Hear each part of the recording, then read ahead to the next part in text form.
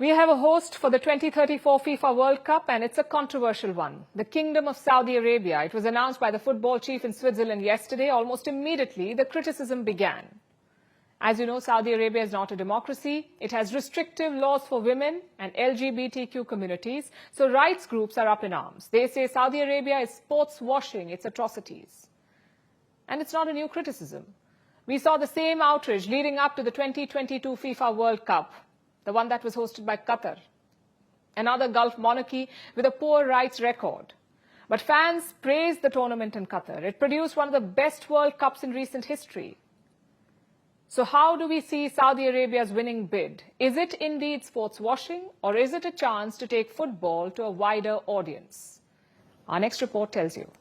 It is a great pleasure that I can confirm that the host of the FIFA World Cup 2034 will be Saudi Arabia. And cue the celebrations. Fireworks lit up the night sky in Riyadh. Down below, hundreds of fans screamed in joy. This was the moment Saudi Arabia had been waiting for, their chance to host the FIFA World Cup. For Crown Prince Mohammed bin Salman, this is his biggest prize yet. He's been dreaming of turning his kingdom into a sporting capital. But rights groups are not thrilled. They say it's sports washing, meaning sports is being used to launder the kingdom's poor human rights record. Whether it's restrictive laws for women, or the ban on homosexuality, or the general lack of civil liberties. This year, Riyadh has executed more than 300 people, out of which 100 are foreigners. Critics say FIFA is rewarding such atrocities.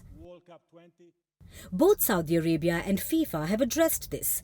The kingdom says everyone is welcome to experience Saudi hospitality. And FIFA says football is a catalyst. It can move the needle in the right direction. Social improvements, positive human rights impacts. That is one of the responsibilities of hosting a World Cup. It's open to everybody. I invite everyone to come to Saudi Arabia. They will see something that they have never seen before, and they will experience something that they have never experienced anywhere else, which is the Saudi hospitality. But critics are not convinced. They're calling it a reckless decision that will put many lives at risk, and they've got a point.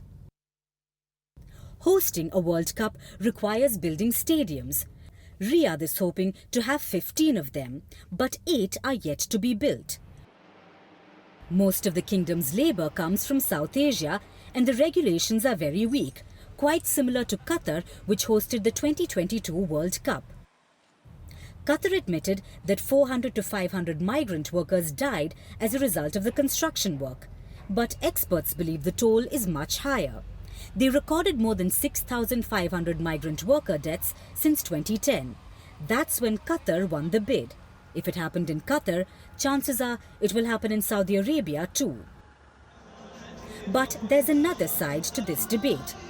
Qatar delivered one of the most exciting World Cups in history. It was accessible to fans in Asia and Africa. It also passed without security issues. Very different from the rowdy scenes often associated with British or European football events. This isn't a debate that will be settled soon, but Saudi Arabia has 10 years to prove the critics wrong, to host a successful and inclusive World Cup. The kingdom has never had a problem opening its purse strings, but this time they'll also have to open their minds a bit as well.